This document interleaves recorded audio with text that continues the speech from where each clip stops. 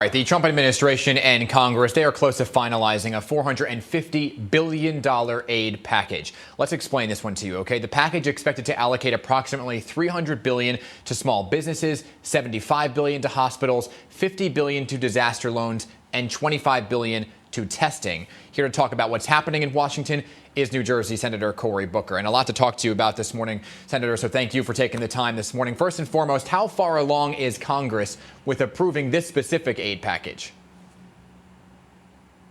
Well, I'll tell you, I was pretty much around the clock yesterday on calls related to this negotiation and with Chuck Schumer. So we're making a lot of progress. In fact, I'm very hopeful that something will get done this week because it desperately needs to get done.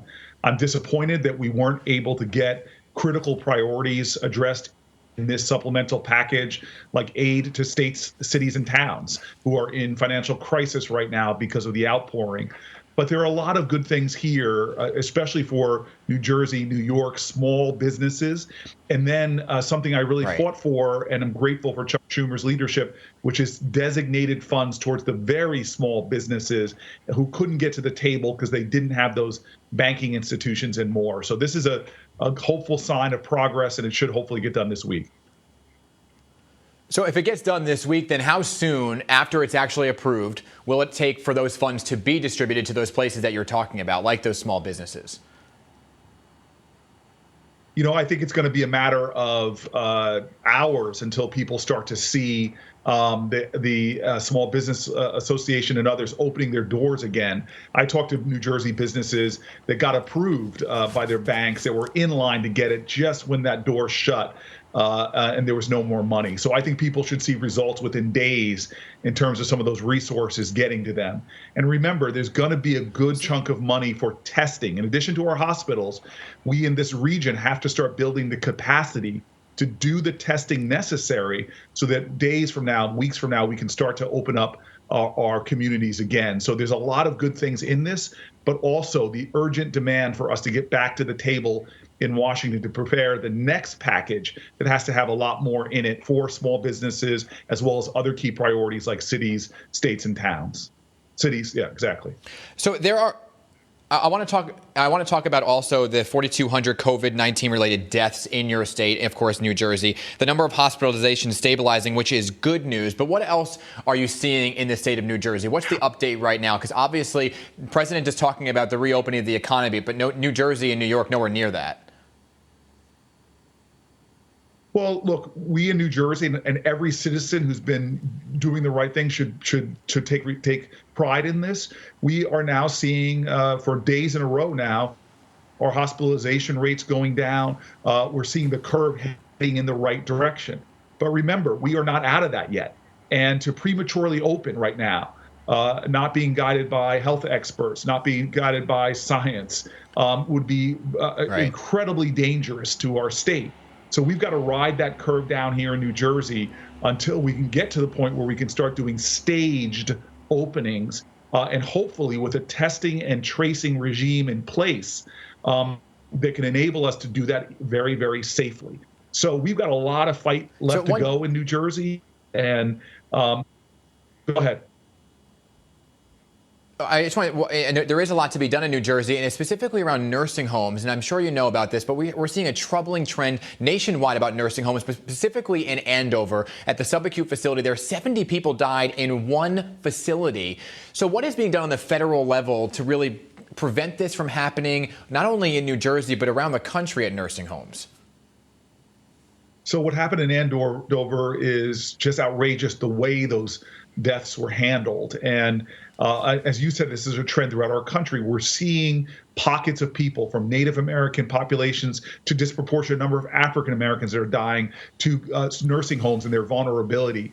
This is why we have to, on the federal level, direct more resources targeted to those folks who are being hit hardest by this. We should have a philosophy of leaving no one behind, and that shouldn't just be words. It's got to be directed resources. A lot of my frustration in this supplemental package is that we did not get enough resources to dealing with these crises. But our nursing homes, I'll tell you, I got a great governor who is really on this and trying to fight to make sure that nursing homes in New Jersey get a lot more resources, but also a lot more accountability to their actions, so we do not see the kind of just painful realities like we saw in Andover. Yeah, and you mentioned a lot of the low-income families and low-income neighborhoods that are seeing disproportionate numbers here. I also want to talk about what you and Kamala Harris are doing right now with concerns about racial profiling because of the mandate now to wear masks. You're calling it an anti-bias training that you'd like to see police officers go about. Are you hearing reports right now, or is this just preemptive to the future? Well, look, a lot of bad things have been coming up as a result of this COVID-19 virus. We've seen attacks on Asian Americans in our country going up, but we also now have seen troubling.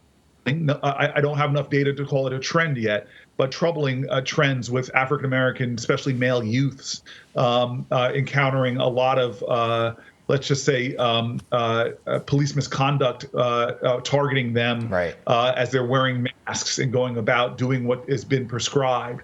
And so, again, I take the safety and well-being of everyone very seriously. When I see attacks on Asian Americans going up or potential misconduct because of a lack of training going on towards African Americans, I want to be ahead of the curve. And so this is going to be a time where we have to be aware of all the challenges. Look, I am working with Chuck Grassley, for example, because there was a big hole in our laws around police and firefighters and first responders that die due to the COVID virus. And unfortunately, we have some in New Jersey. I want to make sure that when they die from COVID, should they die from COVID, that they get a presumption that it was a line of duty death, and therefore they get all the benefits for that. So a lot of my legislating and work as your senator now is anticipating crises and being there before they really hit. We only have a few seconds left, but it's 7 months until the election. Are you at all worried moving forward in this election season about voting, how to vote, moving forward? There's also talks right now of who's Joe Biden's vice president pick going to be. I don't know if you're on the short list, if you're interested. Yeah, look, I'm very concerned about just making sure voting in New Jersey goes on. I was able to win, Bob Menendez and I, millions of dollars for our state to try to help with more resources for mail-in ballots.